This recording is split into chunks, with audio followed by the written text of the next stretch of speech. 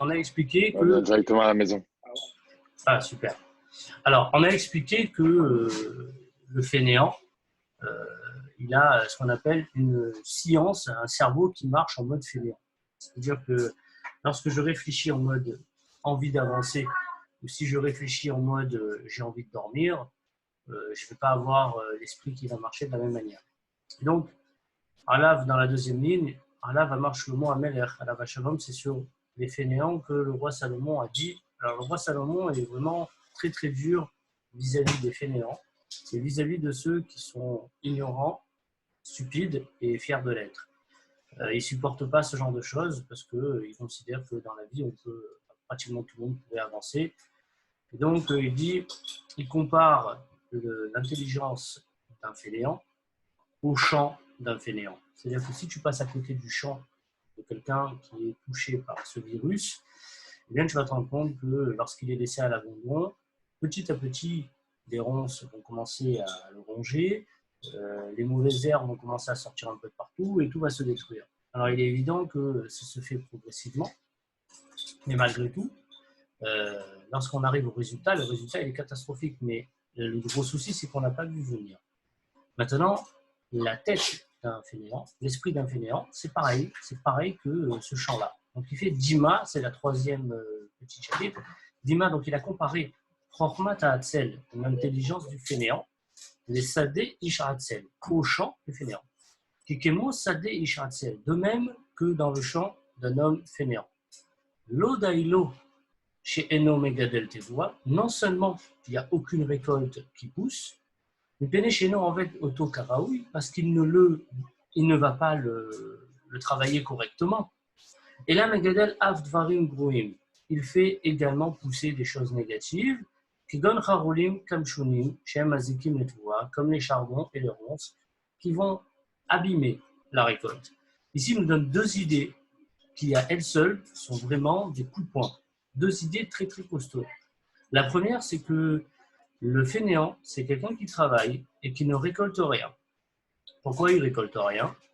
Parce qu'il ne travaille pas correctement. Pour vous illustrer ça, j'ai eu une fois un élève qui est venu me voir et qui me dit, voilà, dans 3 mois, je passe le bac, j'ai absolument rien fichu de l'année. Rien.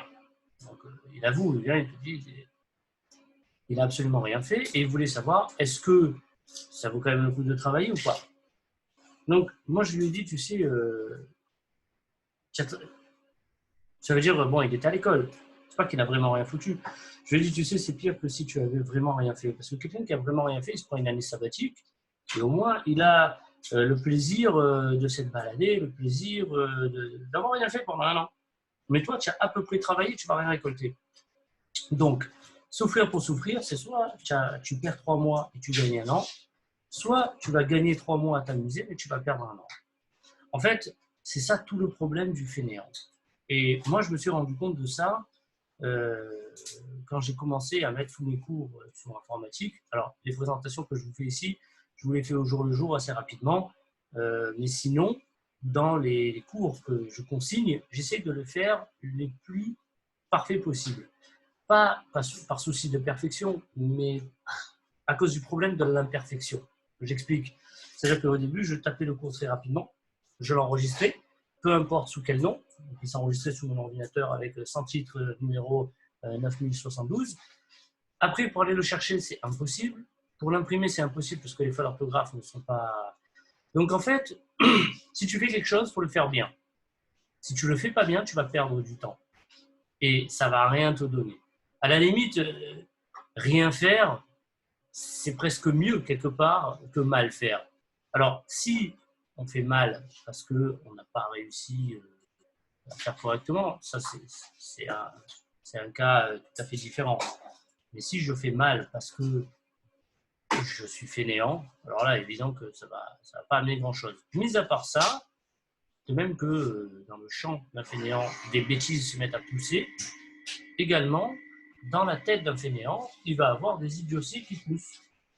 Qu'est-ce que ça veut dire des idioties qui poussent? En fait, c'est exactement comme quand on s'ennuie, la Gemara dit Batala, mevia l'idée Shermoun, chez mevia l'idée Zima, chez mevia l'idée Kol Averot chez Batora.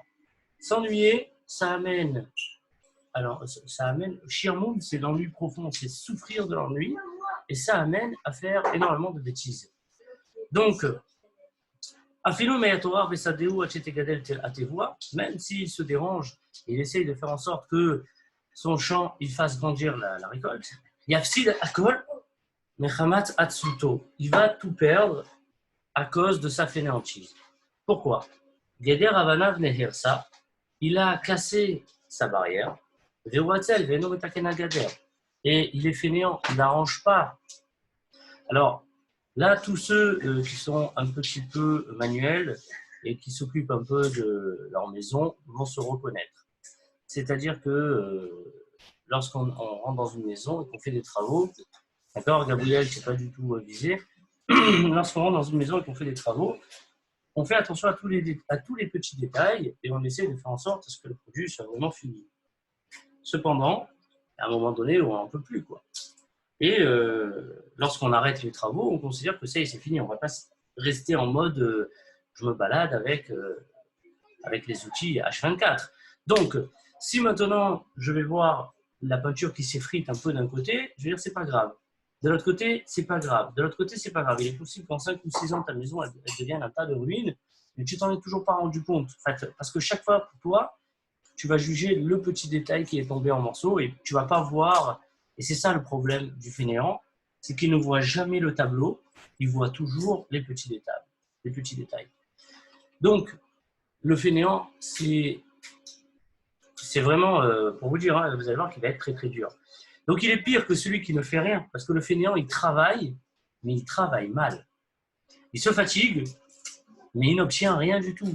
Voire, quand il obtient quelque chose, c'est quelque chose de négatif. C'est-à-dire que quelqu'un qui va réviser une interrogation, un examen, ou bien qui va se préparer, ou bien qui va passer un coup de peinture, mais à la dégoûter, si tu le fais mal, si tu peins pas comme il faut, si, ça va être moche. Ça veut dire que tu auras perdu du temps, de l'argent, du matériel, et ça va ressembler à rien du tout. Tu révises pendant une demi-heure quelque chose qui devrait être travaillé pendant 3 heures, tu vas arriver à l'interro, tu vas te retrouver avec un 8. Alors bien évidemment, c'est 8, c'est mieux que 0, mais bon, tu serais resté peut-être un peu plus. Et no dome shone pirko mea vechad permim, mais je shone auto mea permim. Gemara dit, si tu révises ta Gemara et tu la répètes pendant 100 fois ou 101 fois, ben c'est pas du tout pareil. Celui qui arrive à 101 fois, il est à un niveau bien supérieur que 100 fois. Alors, Saban Nobordog pose la question, mais quelle différence, 100 ou 101 fois, en quoi c'est tellement exceptionnel? Alors il dit, ben, en réalité, ce n'est pas le fait que tu as fait une fois de plus. Ce qui est intéressant, c'est pourquoi tu as fait une fois de moins. Il y a quelque chose qui t'a empêché de passer de 100 à 101. Ce qui t'a empêché de passer de 100 à 101, ben, elle peut t'aider à passer de 100 à 99, de 99 à 98, etc. Et très souvent, que ce soit dans la construction de la Torah, où là c'est très rapide, il suffit qu'on arrête d'étudier quelques jours pour se retrouver à Amaretz très très vite, ou bien dans le couple, où il suffit d'un mot de travers, d'un comportement de travers, et les choses vont s'accumuler jusqu'à faire arriver des fois à des situations qui sont inextricables. Et ça, c'est quand on a la fainéantise d'aller au bout de la chose. Donc, également, la fainéantise, c'est un adversaire dangereux parce que c'est un adversaire patient. C'est-à-dire que ça peut mettre du temps. Et encore une fois, au bas Kelitaler Recher, il a dit le roi Salomon, le problème va venir comme un rôdeur, comme quelque chose qui avance doucement. Donc, on va faire la suivante. Qui Ken Iliana Hatzel.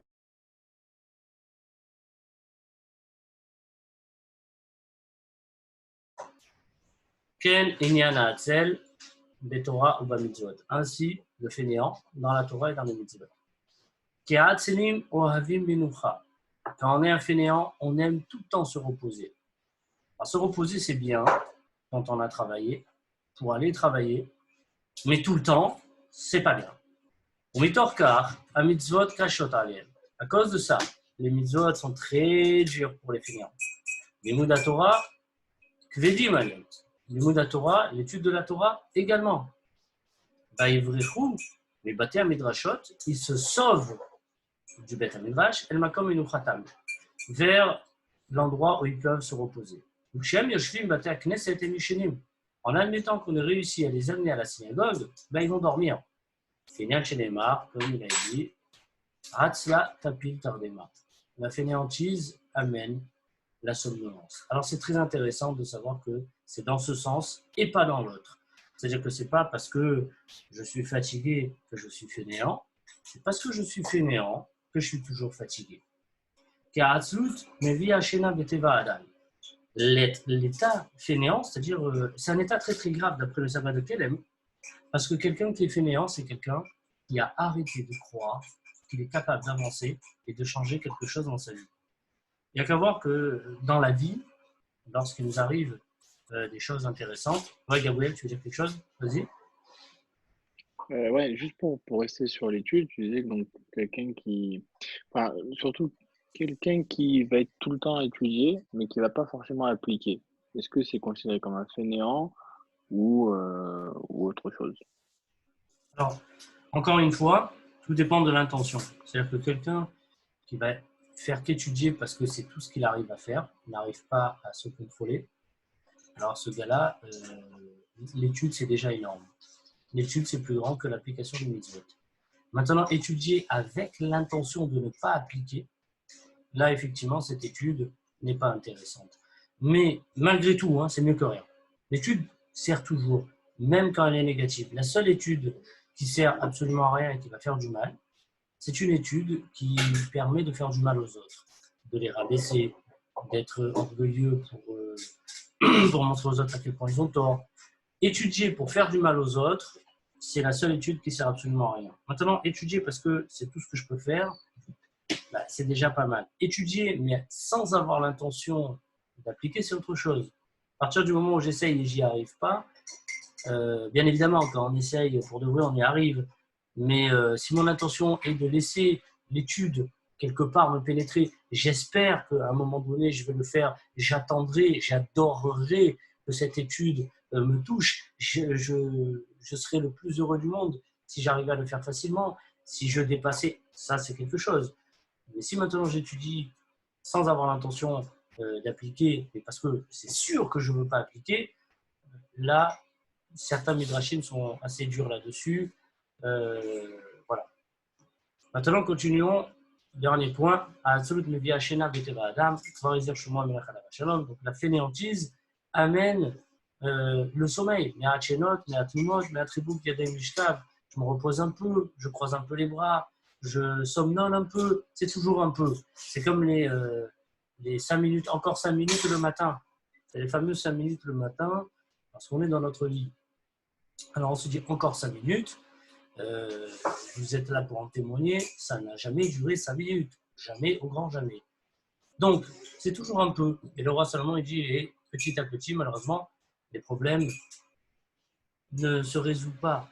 L'arme du fainéant, ce sont les excuses. Attention, les vraies excuses, encore une fois. Mais avec les excuses, on va pas loin. Encore, comme on l'a dit, il faut se répéter en permanence. Ça veut dire, oui, c'est dur, ok, oui, j'ai pas ceci, ok, oui, j'ai pas. D'accord. Ce sont des vraies excuses. Ça coûte cher, c'est loin, c'est dur, j'ai des responsabilités familiales, j'ai un travail, c'est vrai tout ça. En attendant, c'est pas avec ça que tu vas aller où que ce soit. Donc, on s'arrête sur celui d'avant et Bezrat Hashem, on reprend à partir de la diapo 17 dès que possible. Azak, monsieur, ça me fait plaisir de vous voir et si Dieu veut, rendez-vous tout à l'heure, peut-être avant Shabbat, on fera 10 minutes, 15 minutes sur la paracha. Ok? Ok, merci. Ok, Allez, merci. Chazak. Bye.